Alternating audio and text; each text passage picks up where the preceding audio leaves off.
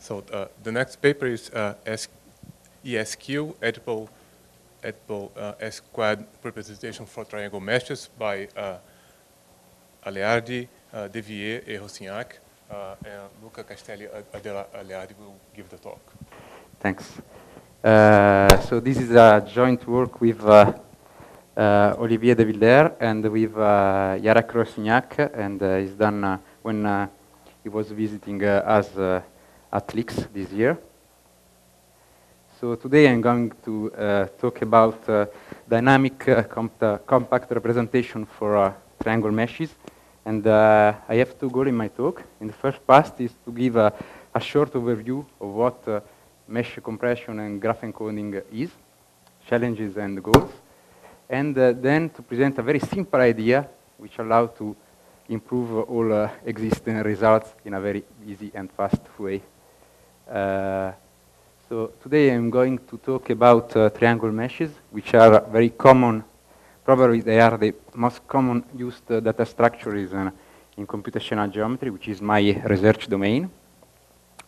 And also they are very often used in other application domain in geometry processing and other fields.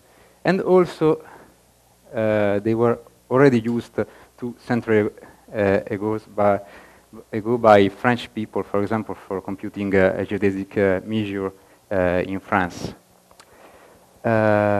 Okay, before continuing, just the motivation of our work. Why should we consider the problem of encoding, compactly encoding meshes? Well, simply because of the increasing complexity of recent meshes, which can be of very huge or large size. Well, if you have some millions or even billions of triangles, or there are the 2 possibilities. You put a large amount of money to buy a very good PC, or you try to encode and compress the data. So that's what we try to do. And one important thing is to distinguish, when considered triangle meshes, between 2 kinds of information, which are very different. The geometry, which says where vertices are in the space, and the combinatorial information, also called connectivity, which describes incidence relations between mesh elements, vertices, edges, and faces.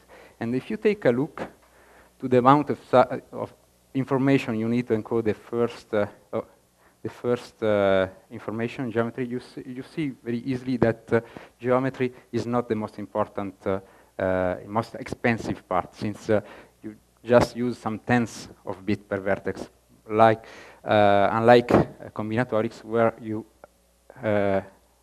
require several hundreds of bits.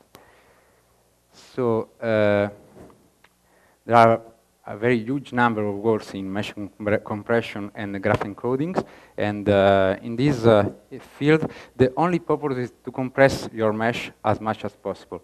You don't require to be able to navigate in the mesh. Okay? If you want to extract information from the mesh, you have to uncompress the whole mesh. So you have a static representation compressed. If you want to play with your mesh, for example, in geometry processing algorithm, well, there are also data structures which are very efficient from the navigation and the update point of view, but they are very redundant, so they spend a lot of memory. And at least from the theoretical point of view, the problem of putting navigation and updates and compression form has been solved.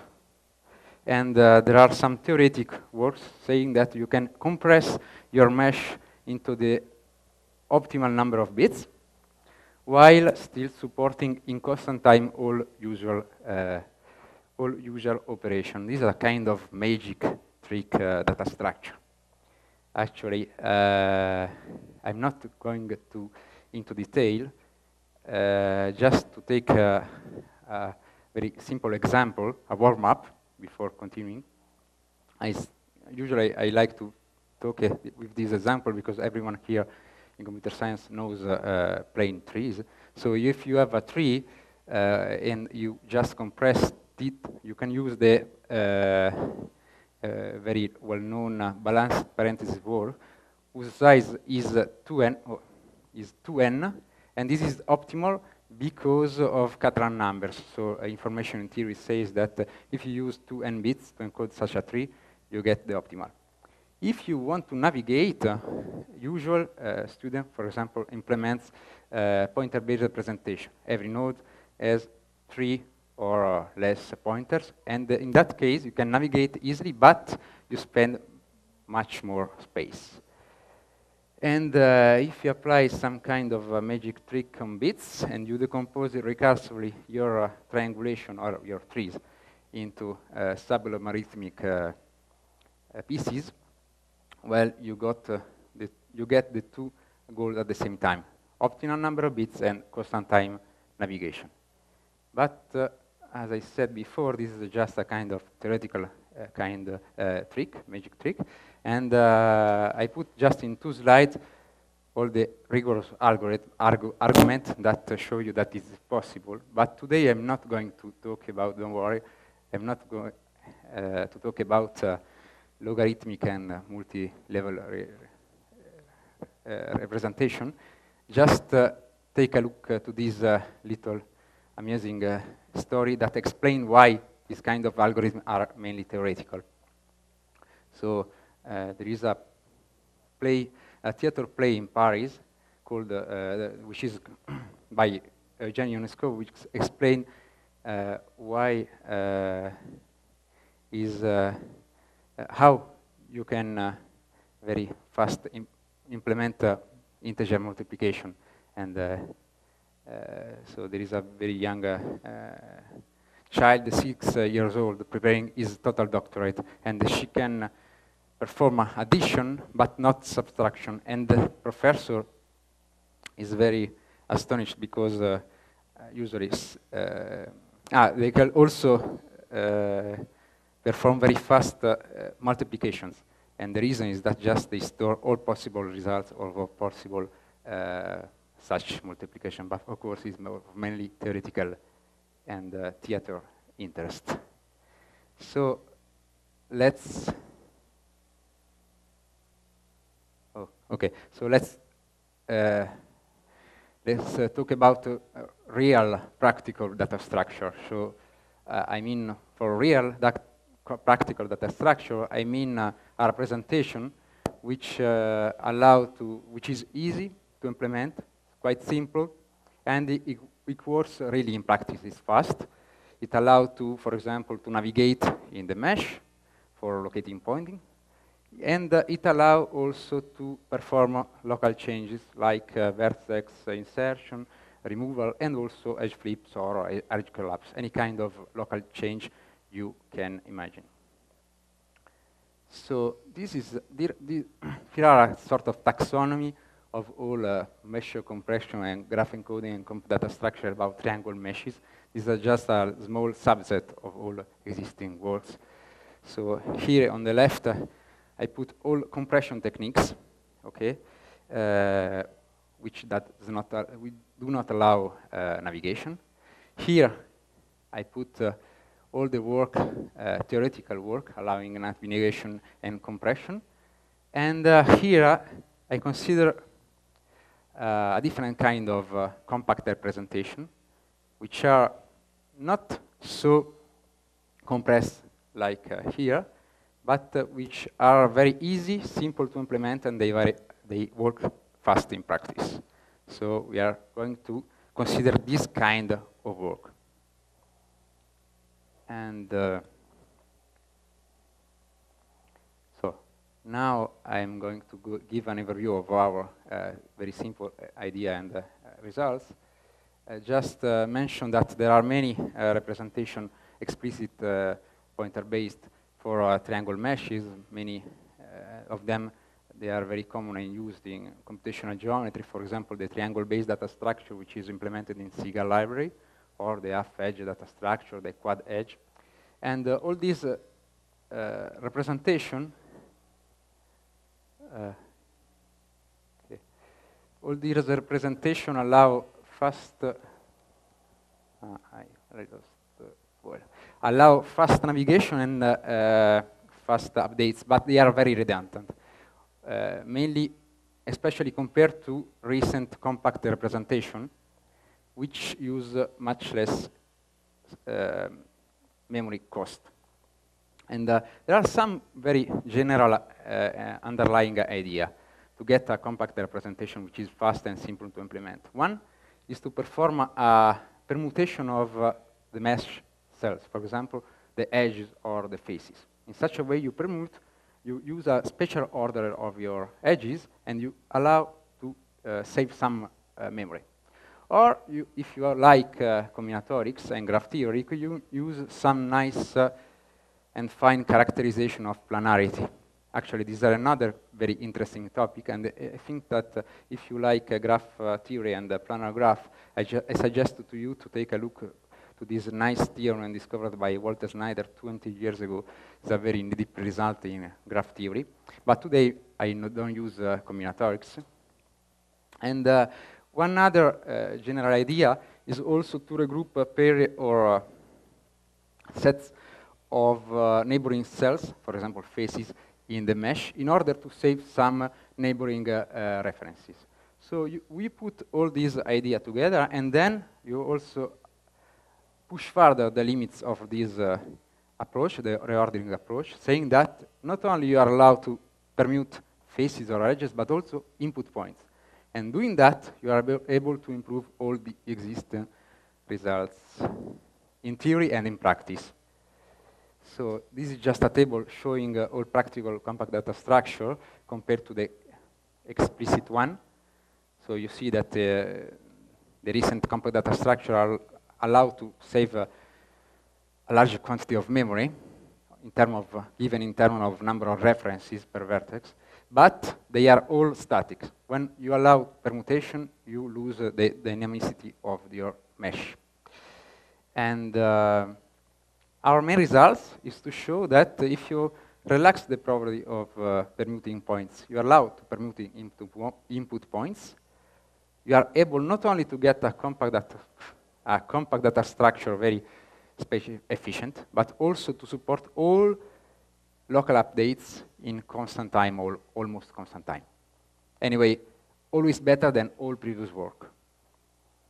And to give you an idea, I have first to explain with some details the triangle-based data structure used in CEGRAPI. So this is a face-based representation where you represent the connectivity just with two kinds of objects, triangle and vertices. Each triangle knows 3 references to the 3 neighboring triangles and 3 references to the vertices. And then each vertex contains, of course, the coordinates, the geometric coordinates, and also a pointer, here red, to an incident cell. This information, well, in this way you are spending 13 references per vertex. In this way, you are allowed to perform any kind of usual navigation, for example, for locating a point and traversing the mesh, for computing the degree of a vertex turning around a vertex.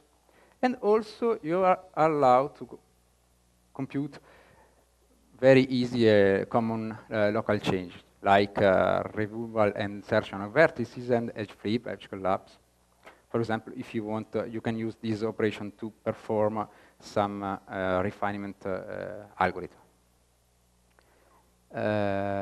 Okay, so I think that I have 5 minutes. Okay, I'll try in 5 minutes to give you the idea, which is very simple, which allows to improve previous work. So you use also a face-based representation, but instead of representing just triangle and vertices, you forget vertices. We do not represent the vertices. They are not explicitly. They are not necessary, and we we don't represent just triangle, but we define, we firstly, well, just start with the simple version of our data structure. We firstly start with the composition of our mesh into a set of patches defined by a catalog. In my first example, the catalog is just one gray triangle, a triangle without vertices, and one blue triangle which is matched with one vertex. So if I have a mesh, triangle mesh, I can compute a partition, and then I can compute a matching between vertices and faces. So each blue face is matched with one corner, with one vertex. And then, when we are done, I compute a permutation of the faces in order to match the order of faces with the order of vertices. In such a way, I avoid to represent explicitly vertices. And this is just one simple and basic catalog, but you can choose any kind of decomposition, adding, for example, more rich triangle or more rich patches given by quads or pentagon, for example. And let's start just with the basic example for giving an idea. So I skip now the algorithm which allow to compute such a partition. Believe me, it's possible. It takes linear time. It's just a depth first traversal like Edgebreaker does. If you are interested, I can show you more details on the animation. But you perform just such a traversal, you are done. You have a decomposition into patches, and we are reordered faces according to vertices. And then, okay, how is the data structure? We store, like in triangle-based CEGRAPI data structure, we have a table for triangles, one table, of course, for coordinates, but we lose the table for vertices. So instead of 6 pointers per face, we have just 3. And now, the fact is just that you can retrieve local neighboring incidents just between triangles, okay? And the main problem is just blue triangle, they know the incident vertex, and gray triangle not. So the main trick is just to describe a way, efficient way, to retrieve all incidence relation between faces and triangle. And okay, so we have 6 pointers instead of 13 from the space requirement point of view. And now, believe me, almost all operations are very easy to implement. They work fast in constant time, except for one, the one which says, I have a triangle and a corner, and I want to get the incident vertex. This is expensive because I do not store explicit vertices. But all other compact data structure I mentioned before, all other one, they do the same. So they cannot perform this operation in constant time. They require big O of the time where D is the degree of the vertex. So now, just to conclude, I have to show that also, which is the main novelty of this work, just show that local changes are performed in constant time. And I have, the only way is to perform a case analysis, which is somehow tedious, but necessary. And so I have to consider all possible connectivity between patches of type S with one corner and patches of type U without corners, and showing that in a constant number of steps, and changing just a constant number of references, I can always change connectivity. This is true for triangle split and edge flip, and also for vertex removal, but this is more involved. And in this case, with this catalog, which is very simple, is a basic example, I have to spend more than constant time. I have to spend D time, okay? But if you just want constant time, really, well, add a new kind of patches with 2 matched vertices. You add some more tables, but you don't use more memory. You use the same memory, and this time you can also perform triangle vertex removal in constant time. The proof is also based on a more involved case analysis. Okay, you have to consider all possible cases with all possible patches for the 3 operations. And if you are not, if you want to, well, if you have some time, you can test and check this case analysis. And of course, we can also get more compact scheme, just choosing a richer and larger catalog. And if you add quads into your catalog, so you encode simple triangle with 1 corner, quads without corner, and quads with other corner, well, I can assure you that you can save space, reaching something less than 5 pointers per vertex, okay? And at the same time, you have to, okay, again, to check with a tedious analysis for possible cases, but it works. And finally, I show you just, before concluding, that we implemented this data structure, and we compare with the triangle-based data structure usually used in practice. And you get interesting results because, for example, for navigation, we are slightly faster than TDS data structure, which is not compact. It's used more than double than the space, 13 instead of 6. And about updates, okay, phase split, we are slightly faster than non-compact version. And unfortunately for edge flip, we are somehow slower because there are many cases to consider in the implementation, so you lose some time to distinguish between cases. And before concluding, just to say that our method is quite general and apply directly to other kind of meshes, polygonal meshes, for example. Just think that a polygonal mesh is like a quadrangulation because you take the primal graph, the dual graph, you put together, you have a quadrangulation. Quadrangulation are a constant degree, so you apply the same technique, only the bounds change, so nothing to do, almost. To deal with boundaries, well, it's not straightforward, it's possible, but you have to do some work, okay? And, well, this is a general idea to avoid vertices and to repermute input vertices, so you could apply to other kind of meshes. And, obrigado por la sua atenção.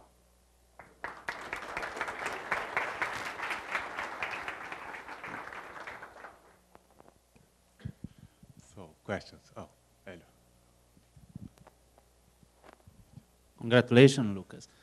I have a question. Do you have to deal with, as a special case for surface with genus? Oh, I forgot to say that our data structure also works in any genus, arbitrary genus. Without holes, we have not holes, but arbitrary genus. Like, for example, the bug model or other model, they have genus more than 0. And previous compact data structure, most of them, they are only for planar. That's Thanks for the question. Any other questions? I have a, not really a question, just curiosity. You showed that there's the time for traversal is slightly better. Yes, there. What you see here is an influence of the cache, maybe that. Absolutely, it's okay. due to cache misses. Yeah. Okay. Actually, I forgot. I omitted to put the comparison between vertex operation, the one which give you the vertex. And of course, we are very slower compared to the TDS because we have not vertices. So we are about 8 times slower. But usually you have also geometric computation when you are processing meshes. So which are the same cost. So in average, we are very good compared to compact representation. Okay. Thank you very much. Thank you. Speaker again.